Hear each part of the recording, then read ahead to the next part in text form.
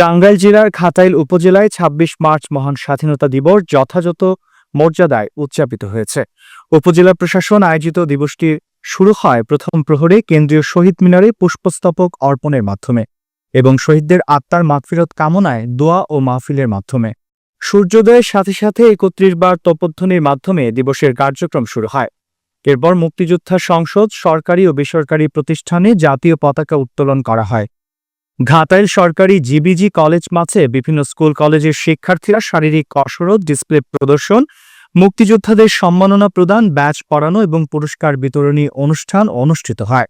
এ সময় উপস্থিত ছিলেন উপজেলা নির্বাহী কর্মকর্তা মোহাম্মদ আবু সাইদ, উপজেলা সহকারী কমিশনার ভূমি মোসাম্মদ সাবরিনা আক্তার, ঘাটাইল থানার officer in charge OC Mohammad Rakibul Islam, OC তদন্ত সজল খান, উপজেলা পরিসংখ্যান অফিসার মনিরুজ্জামান খান মনির, উপজেলা শিক্ষা অফিসার শফিকুল ইসলাম, উপজেলা প্রকল্প বাস্তবায়ন কর্মকর্তা এনামুল হক সহ অন্যান্য গুরুত্বপূর্ণ ব্যক্তিবর্গ।